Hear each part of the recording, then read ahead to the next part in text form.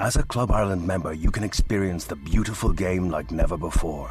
Savor the hospitality, the excitement on the pitch, and the best premium seats in the Aviva Stadium from just €100 per match. With 3, 5 and 10-year Club Ireland membership, you can enjoy exclusive football experiences, priority on away tickets, and an evening with Mick McCarthy. It really is a match day with more. Visit fai.ie/Club Ireland and be at the heart of it all. Welcome into the Sportsmemo betting podcast for February 28th. We're doing NBA, every game on the board. Also talking the new football league, the AAF at the end with Teddy Covers. Teddy, welcome to the podcast. How are you? Hey, great to be here, Drew. I'm doing all right, man. How about yourself? I'm doing good as well. And, you've been hot of late in the NBA, hitting 73% since February 12th, the last 2.5 weeks. So excited to get your opinion here, Teddy. We got 529, 530 up first. Minnesota at Indiana. Indiana minus 3.5, some 4s out there. That's what they're laying at home. Total 221.5, Teddy. How would you look to bet this top of the board matchup? Yeah, both teams here playing on the second of back-to-backs. And fairly disparate track records when you're talking about being in this role. T-Wolves, well, they've had 8 games this year on second of back-to-backs. They've won 2 of those. Indiana's had 11 of those opportunities. They're 8-3. They're straight up in those contests. Against the spread, the T-Wolves have been a little bit better, but the Pacers have most assuredly been moneymakers on second of back-to-backs. Indiana's also been a pretty good team at avoiding losing streaks this season. They're now off back-to-back losses after getting beaten by the Pistons and the Mavs in their last 2 contests. It is worth noting, both those losses, Detroit and Dallas, Indiana outplayed down the stretch of those contests. This is a team that's been stealing games where they're outplaying their foes down the stretch all year long.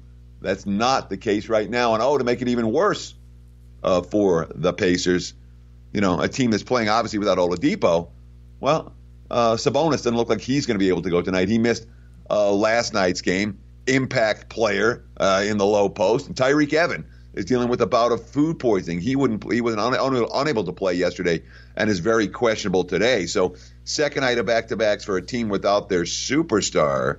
Well, they also will be potentially missing a couple of key role players tonight, which may negate their long-term success this season on the second of back-to-backs. Teddy, next game up, also 7 o'clock Eastern, 4 o'clock Pacific tip here. Golden State at Orlando, total at 225. With the Warriors laying 4 now, it looks like Orlando's taking some money. And Teddy, after that Warriors game last night against the Heat, man, that was a wild finish. And they're making the trip up the turnpike here to Orlando, just a 3-hour trip, and they're having to go back-to-back. But it's an interesting spot anyway, considering what the Warriors just went through a number of hours ago. Yeah, it sure is. I mean, and that wasn't your typical NBA game. Golden State rallied from 24 down, ton of energy, to take the lead, and then lost at the end on a pretty impressive D-Wade three-pointer, if you missed it. And it was a night, Steph Curry was hitting, Klay Thompson was hitting. They used up a ton of energy rallying from behind in that ball game to lose it at the end. Now Durant is sitting. That's what the big line move was for Orlando. Durant expected to sit tonight. He's down to out. But Cousins, there was some question whether Cousins was going to play. He's been upgraded to probable. Iguodala also expected to sit this evening, of course, for a Warriors team that doesn't have the depth that it did a few years ago. You can't when you're paying your superstars that much money. Orlando, since the All-Star break, they've lost twice, both bad losses, and both as favorites. One game they won came to the underdog role. This is a team that I have a hard time taking points with, especially at Circle the Wagons time. Maybe make a case for it, but boy, the Magic comments, the quotes were a little bit dicey for me coming off their most recent loss when they blew that game against the Knicks at Madison Square Garden. I wonder if there are some internal chemistry issues with Orlando that may rear their ugly heads. They've been great dogs. They have not been good favorites, obviously, tonight, catching points at home against a tired Warriors squad.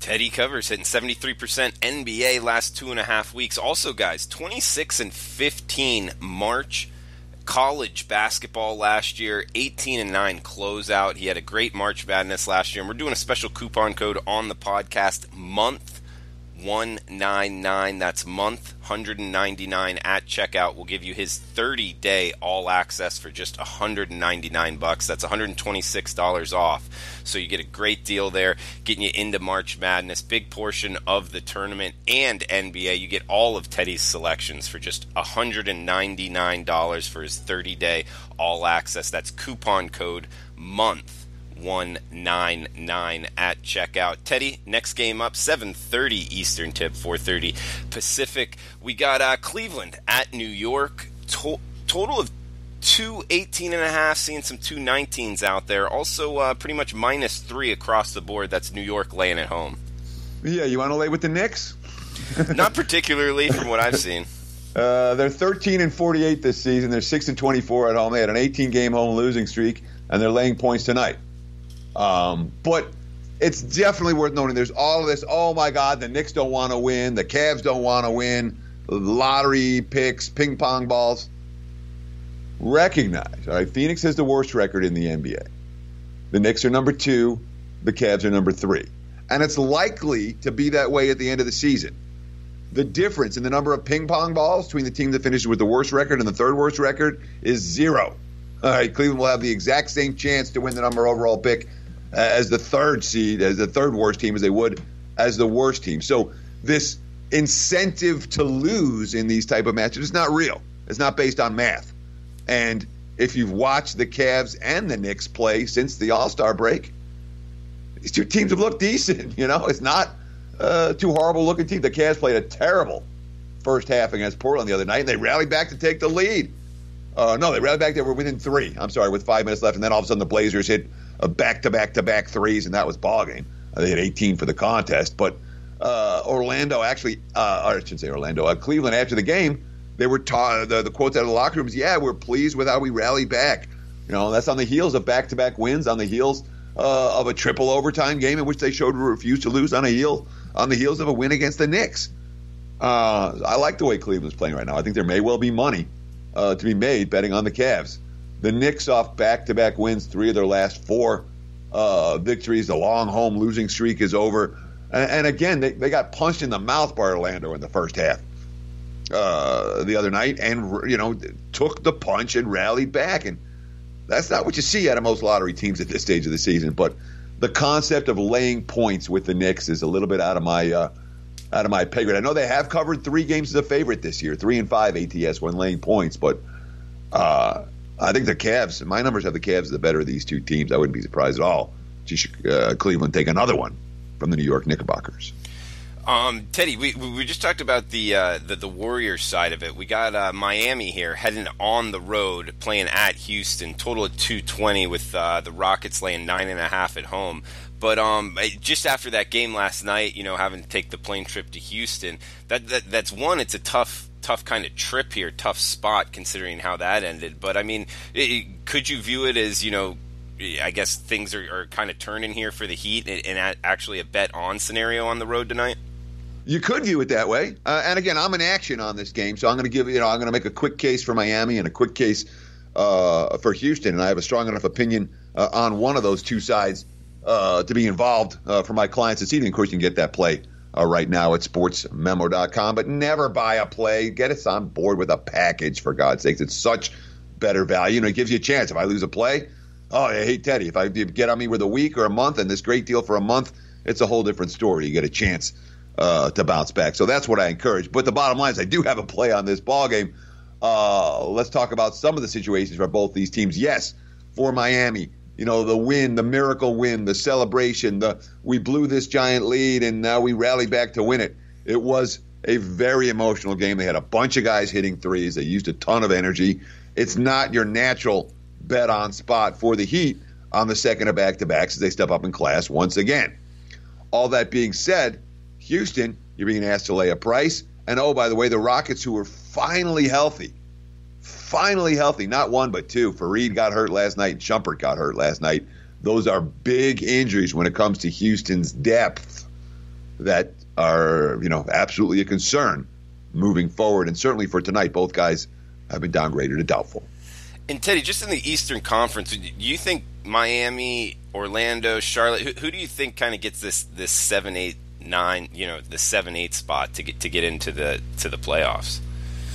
Interesting question. I would say Charlotte will not get into the playoffs.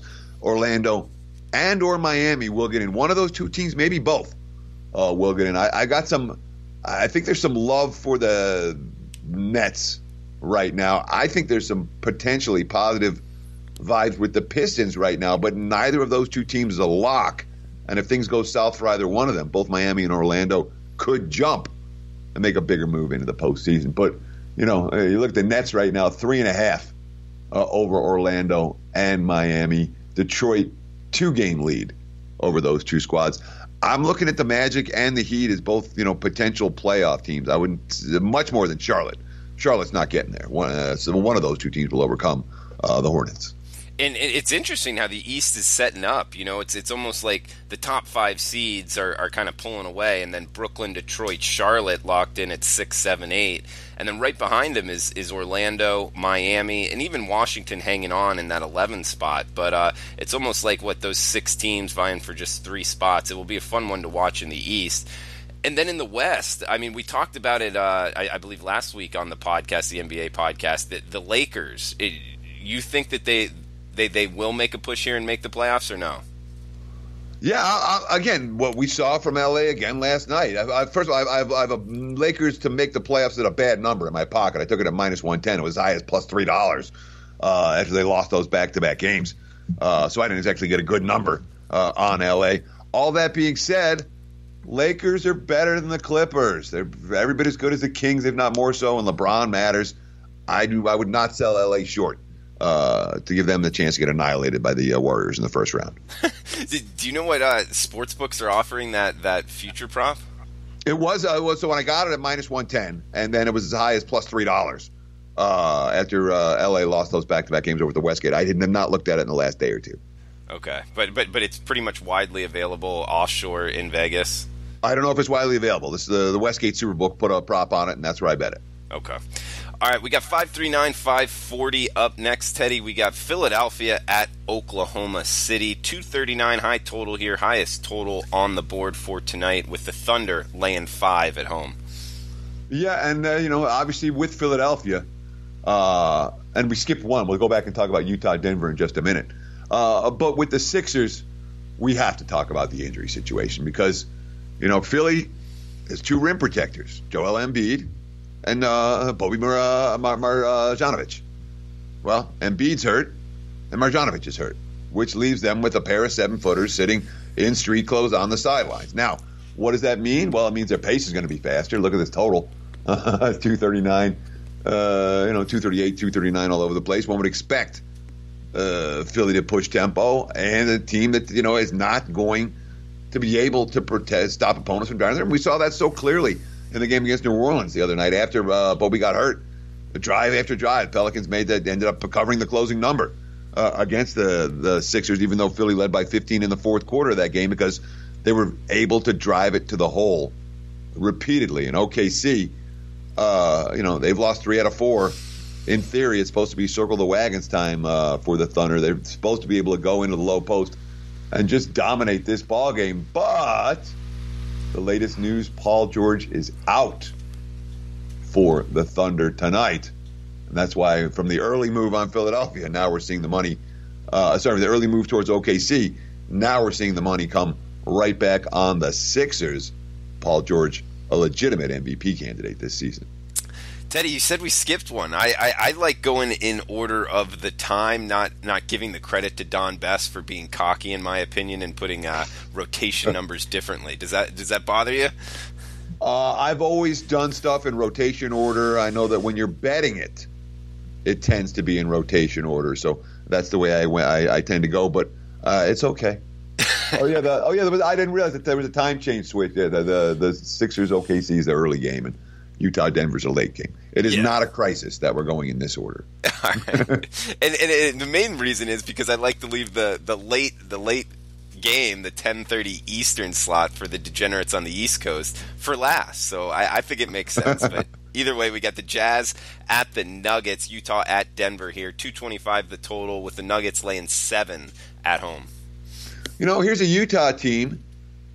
In some ways, they remind you of the squad last year that was mediocre early and came on like a freight train down the stretch. Utah, 16 and they lost on New Year's Day at Toronto. They're 16-6 since that time. They've been playing fast during this span. They've been. We think of the Jazz and their defense from a tempo standpoint. They've been a fast-paced squad. Donovan Mitchell. We came into the season, we felt like it had that advantage if we started running. We've done a great job in practice of really honing that in and hammering the nail as far as getting up and down in transition. Something you can't really scout and something you can't really teach. All that being said, Utah pushing the pace, Utah playing well. I'm not stepping in front of Denver right now. Denver's a one-way team for me. They continue to win games. They continue to cover point spreads. And you want to talk about a dominant home court edge. Pretty quiet. Haven't heard a whole lot about it. 20-8 ATS is the home favorite. 22-9 ATS overall at home. They only lost 4 home games all year. And you talk about the Joker and what he's done, finally getting some recognition with the All-Star game and how big he's been down the stretch of these contests. But Utah can match Denver with size. They've got the low post studs in Favors and Gobert.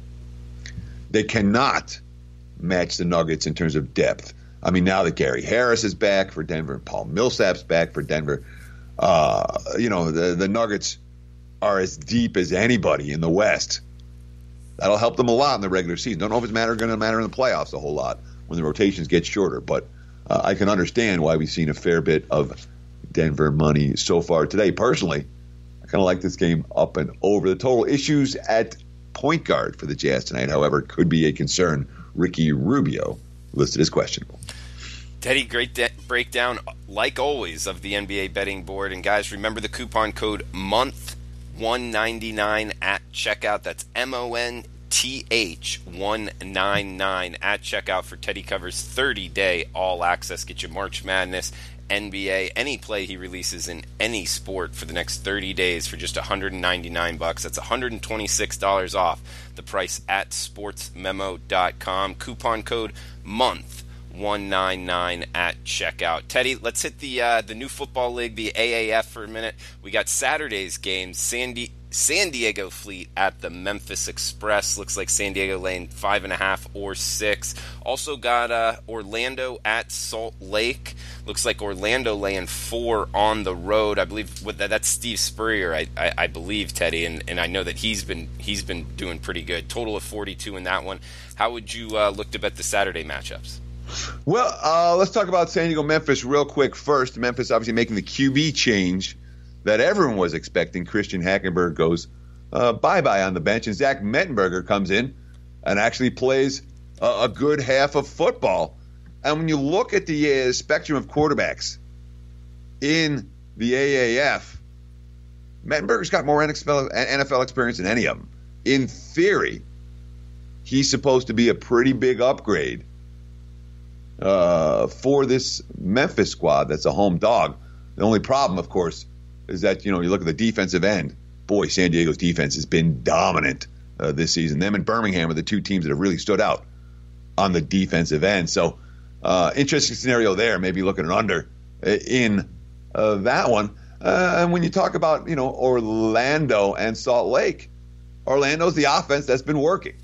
Garrett Gilbert, who's another guy with some NFL experience, has come in and played very, very well. A playmaking receiver in Johnson. They've been scoring points at a level that no one else in the league's been able to match so far. Now they're going to do it on the highway against, as I mentioned, that Salt Lake team that not elite defensively by any stretch of the imagination, but better than average on the defense side of the football. And, of course, it's Orlando laying the price. Yeah, on the road. That's an interesting number there. We also got the Sunday matchup, San Antonio Commander at the Birmingham Iron, with the Iron laying 7 at home there in Birmingham, Alabama.